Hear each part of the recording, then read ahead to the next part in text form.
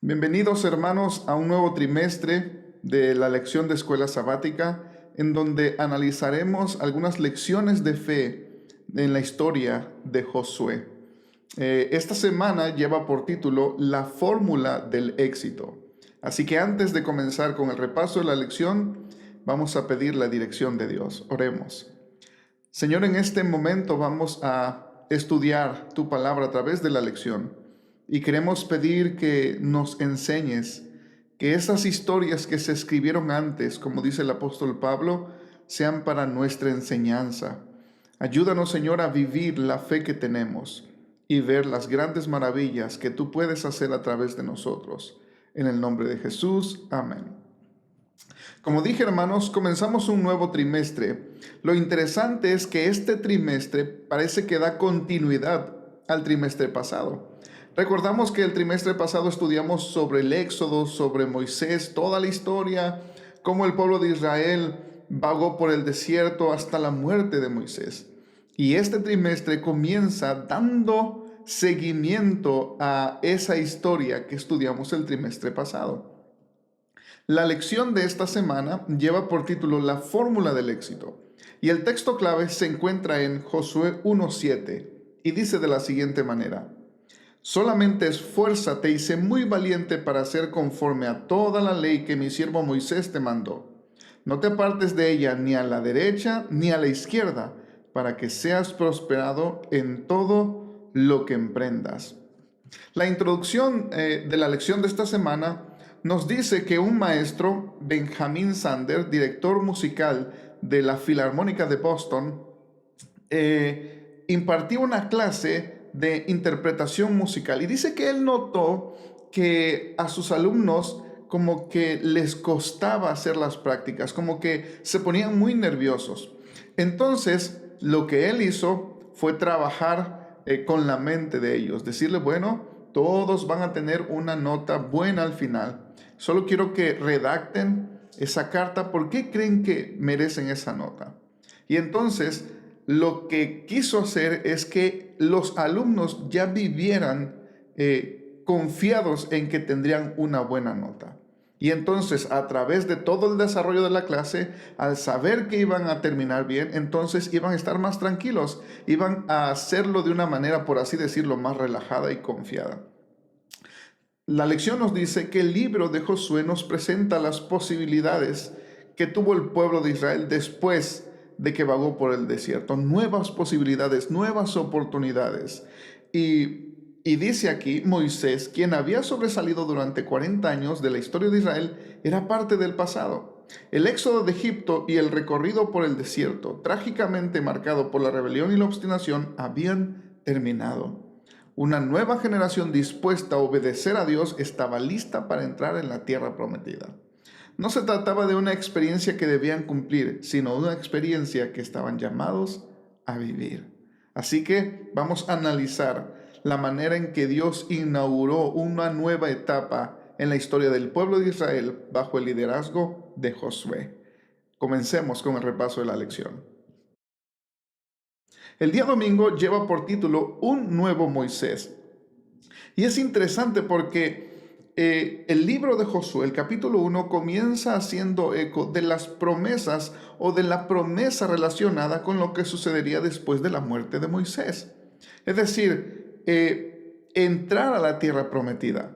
Y aunque Moisés había muerto, cuando uno lee el capítulo se da cuenta y lo confirma la lección, que el nombre de Moisés se repite más veces incluso que el nombre de Josué.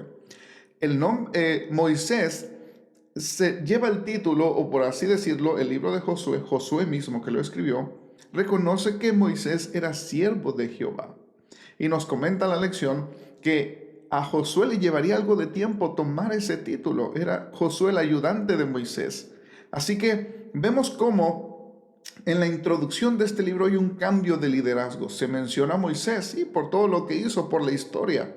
Pero ahora hay un nuevo liderazgo, hay un nuevo llamado. Dios llama a Josué. Y es interesante, hermanos, porque Dios nos da nuevas oportunidades. El pueblo de Israel no había podido cumplir la promesa no había podido, o Dios no había podido cumplir la promesa en el pueblo de Israel porque ellos no estaban listos, no estaban preparados. Pero esta generación, al ver todo lo que habían vivido sus padres, dijeron: nosotros queremos prepararnos para que Dios cumpla sus promesas en nosotros. Y esa es una lección muy importante. Debemos prepararnos para que Dios pueda cumplir sus promesas en nuestra vida. Y la generación estuvo lista a tal grado que en tan poco tiempo tomaron gran parte del territorio de la tierra prometida, contrario a todo lo que pasó con sus padres en el desierto. Es interesante porque aquí yo escribí una frase como un resumen de este día. Y dice: aunque hay cambio de líder visible, cambió el liderazgo de Moisés a Josué, hubo un cambio de liderazgo visible, el líder invisible seguía siendo Dios. Y esto es lo importante aquí. Dios seguía siendo el líder invisible del pueblo. Es decir, Dios seguía al frente de su pueblo. Y es que cuando Dios llama a alguien, Él irá al frente. Pero obviamente nos pide que también nosotros hagamos algo. La lección termina diciendo esto: aunque el primer capítulo de Josué registra la transición entre dos grandes líderes de Israel, el personaje más importante es el propio Señor, cuyas palabras dan inicio al libro y cuya conducción es el tema dominante. No hay dudas acerca de quién era el verdadero líder de Israel. Qué bendición que el Señor sea el líder de nuestra vida, el líder de nuestro hogar, en nuestra iglesia, que Él conduzca todo. Y eso nos enseña el libro de Josué. Más adelante estudiaremos algunas cuestiones que sucedieron allí, pero recuerdan cuando Acán pecó contra Dios. Josué no sabía qué hacer y acudió a Dios, y Dios le dijo lo que tenía que hacer. En diferentes circunstancias, Dios guió a Josué a través de todo el libro, y al finalizar el libro termina con unos versículos hermosos que dice: todo lo que Dios había prometido lo cumplió. Así que, hermanos, como nos dice este día, el líder sigue siendo Dios, y aunque hay cambios en el liderazgo, Dios sigue siendo el líder. Y termina el día con esto: a lo largo de los siglos, Dios ha llamado a hombres y mujeres para dirigir a su pueblo. ¿Por qué es crucial recordar quién es el verdadero líder invisible de la iglesia? Tenemos liderazgos humanos que se equivocan, pero Dios no se equivoca, y Dios sigue al frente de su iglesia, y como lo hizo con Josué, lo hará con nosotros también, y nos dará el éxito en la patria celestial. Vayamos al día lunes.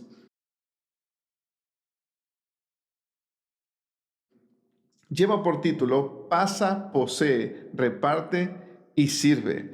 Es interesante porque el capítulo 1 de Josué sirve como la introducción de todo el libro y comprende, dice aquí, 4 discursos que corresponden a las secciones importantes del libro o del documento. En primer lugar, la travesía, según Josué 1, 2 al 9, la conquista, Josué 1, 10 al 11, la distribución de la tierra, Josué 1, 12 al 15, y el servicio mediante la obediencia a la ley. Así que podemos decir que el libro de Josué puede interpretarse como una serie de iniciativas de parte de Dios que le comienda a Josué estas iniciativas, estas tareas que el pueblo tiene que realizar para que entonces se cumplan las promesas, en este caso la conquista de la tierra de Canaán. Todas ellas se reconocen más adelante en el libro tras su conclusión exitosa. Es decir, Dios tiene la iniciativa y entonces le dice: tú tienes que pasar, tú tienes que poseer, tienes que repartir y tienes que servir. Lo interesante, hermanos, es que al finalizar el libro nos cuenta del éxito que tuvo Josué. Quiere decir que cumplieron todas las cosas que Dios les había mandado. El libro de Josué consta de 4 secciones, nos dice la lección. Y cada una es caracterizada por un concepto específico que se expresa a través de la presencia dominante de ciertas palabras. Y son las mismas que encontramos en el título: pasar, poseer, repartir y servir. Dice la lección: de esta manera, la estructura misma del libro transmite su mensaje principal. Las iniciativas de Dios no se realizan automáticamente, sino que requieren la respuesta fiel de su pueblo. Es decir, en vista de todo lo que Dios ha hecho por nosotros, incluyendo lo que nosotros no podemos hacer, somos llamados a realizar lo que sí podemos hacer: obedecer a Dios poniendo por obra lo que nos ordena. Así que, hermanos, este día yo lo resumo en la siguiente frase que escribí: Dios tiene la iniciativa y le expresa al pueblo lo que a ellos les toca hacer: pasar, poseer, repartir y servir. La respuesta depende de ellos. Dios nos propone, hermanos, estilo de vida. Dios nos propone muchas cosas, pero la respuesta depende de nosotros. Y también la bendición de que se cumplan las promesas depende de nosotros. Así que, hermanos y hermanas, aprender de estas lecciones es maravilloso, porque después de, por así decirlo, un trágico fracaso del pueblo, no de Dios, del pueblo, de no llegar a cumplir las condiciones, tenemos este libro de Josué, donde todo lo que Dios propone, el pueblo lo cumple, y el pueblo disfruta de las bendiciones por haberse preparado para cumplir lo que Dios prometió. Y termina el libro diciendo: piensa en algunas de las promesas de la palabra de Dios que más aprecias. ¿Qué tipo de respuesta requieren de tu parte para que se hagan realidad? Saben, hermanos, a veces pedimos al Señor que nos dé salud, a veces pedimos que nos dé prosperidad, que nos vaya bien. Pero cuando pedimos estas cosas, debemos estar preparados para recibirlo. ¿Qué quiero decir? Si yo pido salud al Señor, yo tengo que hacer mi parte. Yo tengo que estar en armonía con lo que le estoy pidiendo a Dios. Es lo que nos enseña la lección. Josué y el pueblo estaban alineados a la voluntad de Dios. Por eso Dios pudo cumplir sus promesas. Necesitamos alinearnos a la voluntad de Dios para que Dios pueda cumplir sus promesas. A veces oramos y pedimos y dice que no recibimos. Una, porque no oramos con fe. Y la fe conlleva obedecer. Recuerden que la fe nos lleva a obedecer la palabra de Dios y entonces esperar que Dios cumpla sus promesas. La presunción nos lleva a querer tener las promesas de Dios en desobediencia. Quiere decir que si yo quiero que Dios cumpla sus promesas en mi vida, yo debo ponerme en armonía con esa promesa. Y entonces, cuando yo esté en armonía con esa promesa, esperar que Dios la cumpla. Así que, ¿qué promesas son las que tú aprecias? ¿Y qué cosas, qué respuestas requieren de ti para que se hagan realidad? Vayamos al día martes. Herederos de las promesas. Es interesante porque este día nos habla, es como una ampliación del día anterior. La tierra, dice la lección, era un regalo sagrado del Señor, quien es su verdadero dueño. Y dice aquí en Josué 1, 2 y 3, se utilizan dos formas diferentes del verbo dar, que reflejan dos aspectos significativos de la recepción de la tierra como heredad. Y es interesante porque quiere decir que cuando Dios dijo, bueno, es de ustedes la tierra, pero la tienen que poseer. ¿Cómo es que ya es de nosotros, pero la tenemos que poseer? Es decir, ya es de ustedes la tierra, ya les di la tierra, pero la tomarán. ¿Qué quiere decir esto? Y esto aquí se vuelve bien importante. Dice en Josué 1:3, el verbo es utilizado en su forma perfecta, dando así la impresión de que la tierra ya les había sido entregada. Fíjense, cuando Dios es el sujeto de tales acciones, la forma verbal usada se conoce como un perfecto profético, pues lo que Él promete en su palabra es un hecho garantizado en el que se puede confiar como si ya fuera una realidad presente, realizada. Es decir, hermanos, cuando Dios promete algo es porque Él lo va a cumplir. Cuando leemos en la palabra de Dios todas sus promesas, podemos estar seguros que Dios las va a cumplir. El problema es que, como decíamos en el día anterior, no estamos listos para que Dios cumpla sus promesas. No nos alineamos a su voluntad y entonces Dios no cumple sus promesas. Y por eso preguntamos, ¿pero por qué, Señor? ¿Por qué no se cumple tu promesa en mí? No, nunca va a ser culpa de Dios. Siempre hay que ver qué estamos haciendo nosotros o qué no estamos haciendo nosotros para que las promesas de Dios se cumplan en nuestra vida. Yo escribí aquí, Dios cumple sus promesas, pero no puede hacerlo si no estamos en armonía con esa promesa. Y Él es el único que puede ayudarnos a eso. Es interesante porque la lección nos dice que Dios no solo promete, sino que Él nos ayuda a que esa promesa se cumpla. Por ejemplo, continuamos con el tema de salud. Dios quiere que estemos bien de salud. Sí, Él promete darnos salud, pero no solo lo promete, sino que Él nos da la fuerza y nos ayuda si nosotros así lo queremos. Así que, hermanos, ¿por qué entonces estamos tan vacíos de las promesas de Dios? ¿Por qué perdemos tanto tiempo en que Dios cumpla sus promesas en nosotros cuando Él promete, Él quiere y Él nos puede ayudar? Él ha prometido ayudarnos. Nos estamos perdiendo de tan grandes bendiciones, de tan grandes promesas, simplemente por no ponernos en armonía con esas promesas. Y a mí me gustó esta parte en la lección. La última parte dice, las promesas de Dios no tienen nada de mágico.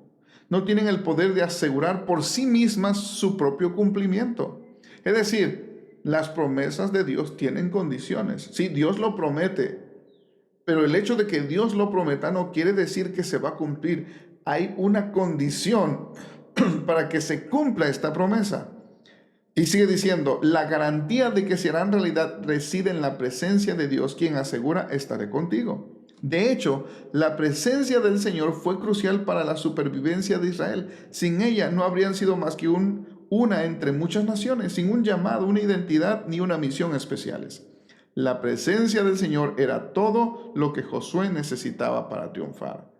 Nada ha cambiado, dice la lección. Por eso tenemos la promesa de Jesús que se encuentra en Mateo 28:20. Yo estaré con vosotros todos los días hasta el fin del mundo. Es decir, hermanos, vemos cómo en la historia de Josué tiene una tarea que cumplir, tiene promesas que alcanzar. Pero esas promesas y esa tarea no se puede realizar a menos que Dios esté con él, porque había grandes naciones en contra de él, había naciones preparadas, había naciones que tenían mejores ejércitos que ellos, mejores armas, y esto lo vamos a ampliar más adelante. Pero el hecho de que el Señor estuviera con él le garantizaba el éxito en recibir las promesas y en cumplir la tarea. Hoy nosotros como iglesia tenemos una tarea que hacer, predicar el Evangelio, y tenemos promesas que alcanzar. Y la misma promesa que Dios le hizo a Moisés, a Josué, estaré contigo como estuve con Moisés, la ha hecho para todos nosotros, estaré con vosotros todos los días hasta el fin del mundo. Quiere decir que para nosotros también está garantizado el éxito, está garantizada el cumplimiento de la tarea y el alcanzar las promesas que Él nos ha hecho. Vayamos pues al día miércoles. Esfuérzate y sé valiente. ¿Por qué el Señor instó 2 veces a Josué a esforzarse y ser valiente? Esfuérzate y sé valiente. ¿Por qué el Señor instó 2 veces a Josué a esforzarse y ser valiente? Saben, hermanos, la tarea que Josué tenía por delante era una tarea extraordinaria. Era una tarea que implicaban desafíos abrumadores, que si él tuviera que hacerlo solo, no iba a poder, se iba a desanimar. Las murallas de las ciudades cananeas parecían inexpugnables. La población de la tierra estaba bien preparada para la guerra. ¿Qué eran los israelitas? Nómadas. Venían de la esclavitud. Su propia, por así decirlo, estima, la tenían por los suelos. Ahora, Lo importante aquí es que Dios estaba con ellos. Y por eso Dios le dijo a Josué, tienes que esforzarte, tienes que ser valiente. Hermanos, esta es una gran lección para nosotros. Nosotros vamos a enfrentar gigantes y puede ser posible que si nosotros los enfrentásemos solos, no íbamos a poder con ellos. Quiere decir que en las tareas que Dios nos asigna, el ser humano tiene algo que hacer. El ser humano tiene que cumplir su parte. Y tenemos una frase bien famosa que dice, esfuerzo humano más poder divino es éxito seguro. Es decir, aquí en esta tarea, sí, Dios iba al frente, Dios iba a darles las victorias, pero Josué tenía que hacer su parte. A veces nosotros estamos esperando que Dios cumpla sus promesas. Yo necesito un trabajo, pero no voy a buscarlo. ¿Cómo va a ser? Dios ha prometido abrir puertas y dice, cuando yo abro una puerta, nadie la cierra. Pero ¿cómo va a abrir una puerta si yo no voy a tocarla? Yo necesito hacer mi parte. Esperamos salud, pero no queremos hacer cambios. Esperamos mejores cosas, pero no queremos hacer lo que nos toca. Entonces, ¿cómo esperamos que Dios cumpla sus promesas? Necesitamos hacer la parte que nos toca en cualquier área de nuestra vida. Ya sea en la iglesia, si queremos cambios en la iglesia, pues debemos hacer nosotros primero los cambios, debemos esforzarnos en nuestra familia, en nuestro matrimonio, en todas las áreas. Nosotros tenemos algo que hacer. Y dice aquí, no obstante, el llamado a esforzarse y ser valiente no se relaciona aquí solo con la moral para la batalla o con las estrategias bélicas. Y aquí viene algo importante. Josué tenía no solo que esforzarse en estas cosas, sino también en buscar al Señor, en cumplir la ley, en cumplir lo que Dios le pedía. Y ese es otro asunto en el cual muchas veces fallamos. No estamos dispuestos a hacer la voluntad de Dios. Queremos sus bendiciones sin hacer su voluntad. Eso nunca va a suceder. Dios tiene grandes cosas, grandes bendiciones, pero tenemos que alinearnos a su voluntad. El valor y la fuerza o la fortaleza eran necesarios para permanecer fieles a la Torá y a sus requisitos específicos que definían el pacto de Israel con Dios. Así que, hermanos, así como Josué, fíjense, tenía una tarea que cumplir y era enfrentar a las naciones. Y eran naciones poderosas, eran naciones que ni siquiera Egipto había podido dominar, nos dice la lección. Pero Josué tenía que hacer algo, tenía que estar en una comunión diaria con Dios. Tenía que depender de Él, tenía que seguir las instrucciones de Dios para que entonces pudiera tener fortaleza. Solamente así va a tener éxito en esas batallas. Hoy en día, nos dice la lección, nosotros tenemos batallas espirituales. Y no vamos a poder ganar esas batallas si no estamos haciendo la voluntad de Dios, si no nos estamos vistiendo de toda la armadura de Dios, si no nos estamos esforzando. Hermanos, hay que esforzarse. En una ocasión, un amigo muy apreciado dio un tema que a mí me gustó y me ayudó en mi vida espiritual. Él comentaba que el cristiano enfrenta dos batallas, la batalla de la fe y la batalla contra el pecado. Y a veces nosotros estamos luchando la batalla equivocada, nos vamos por dejar de pecar, queremos dejar de pecar.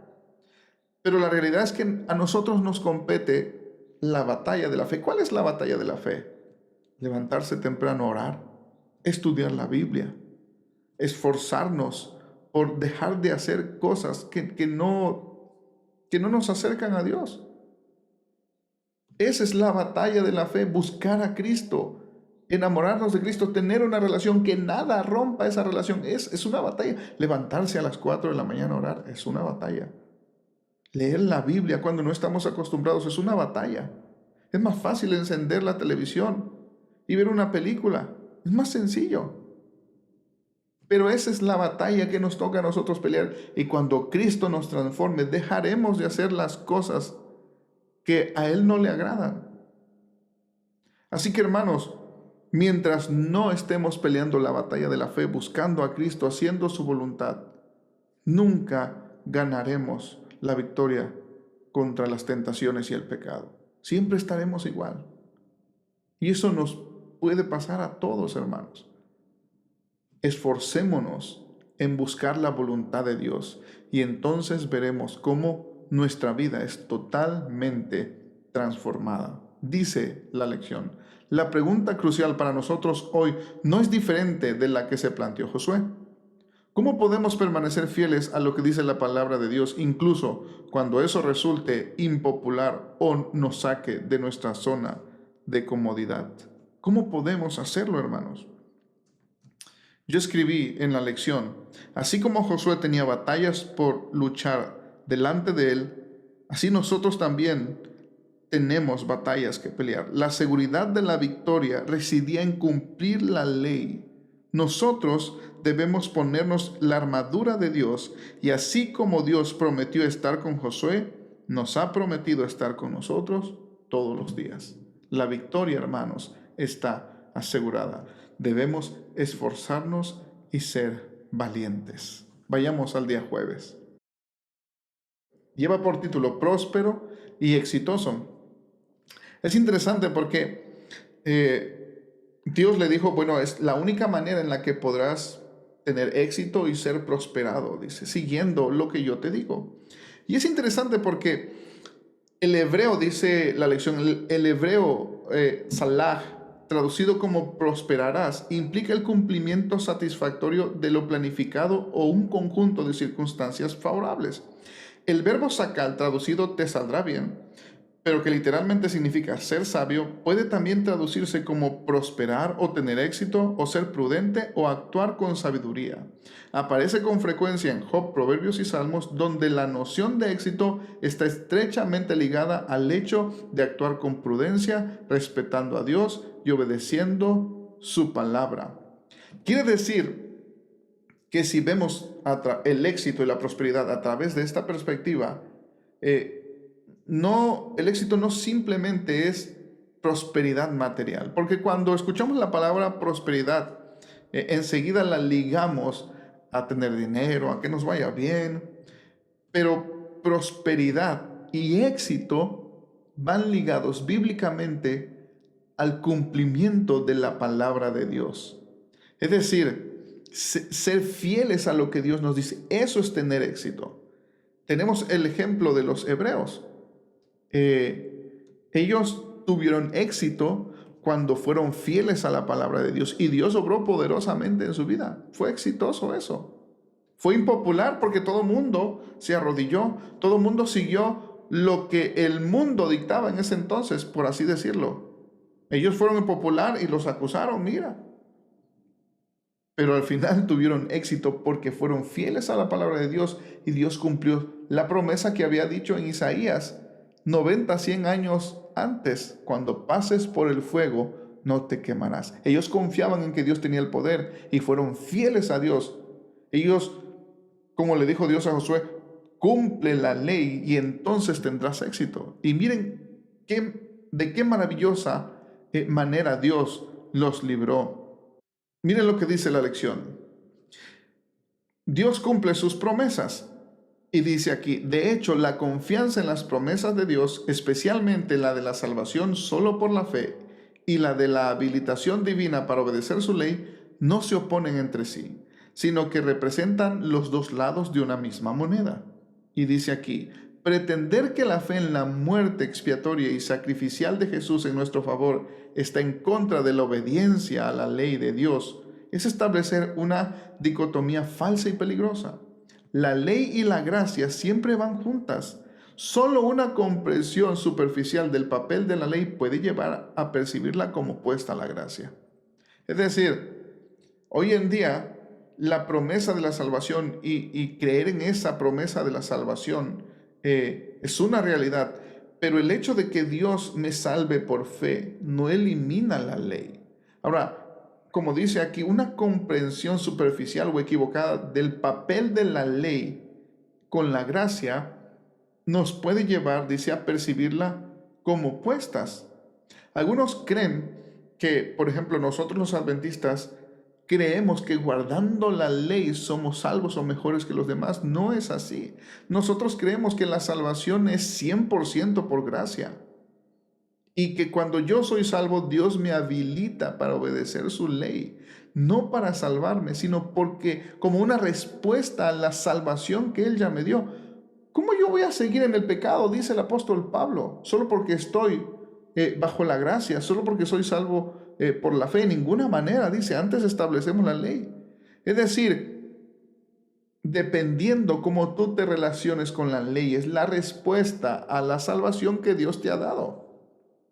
¿Cómo es que Dios te ha salvado del alcoholismo, de eso? Y tú después de su salvación sigues igual. No has entendido la salvación. Y al final no has sido salvo porque no has comprendido el cambio de corazón, la escritura de la ley en tu corazón. Y dice aquí, por mucho que intentes guardar la ley de Dios mediante su gracia, ¿cómo te ha mostrado tu propia experiencia tu necesidad de la justicia de Cristo? Es decir, por nosotros mismos no podemos guardar la ley, necesitamos de la justicia de Cristo. Cada vez que caemos necesitamos que Él nos cubra y nos cubre con su gracia. Por eso yo esta mañana en mi devocional estaba estudiando Ezequiel 36, donde dice, esparciré agua limpia y os daré un nuevo corazón y escribiré mi ley y pondré un espíritu nuevo dentro de vosotros y os haré andar en mis mandamientos. Todo eso lo hace Dios. Es decir, la salvación proviene de Dios. Incluso el obedecer su ley, Él lo hace en nosotros. Siempre necesitaremos la justicia de Cristo, siempre. Y recordar que la salvación es un proceso que le pertenece solo a Dios y que Él hace y confirma en nosotros. Así que hermanos, este ha sido el repaso de la lección para esta semana, la primera semana de este trimestre, y deseo que podamos ir juntos a través de este viaje del libro de Josué y tener grandes lecciones que nos ayudarán en nuestra vida espiritual. Antes de cerrar, quiero invitarles a que se suscriban a nuestro canal, compartan el contenido y si es de bendición para ustedes, también puedan orar por este ministerio. Que el Señor les bendiga.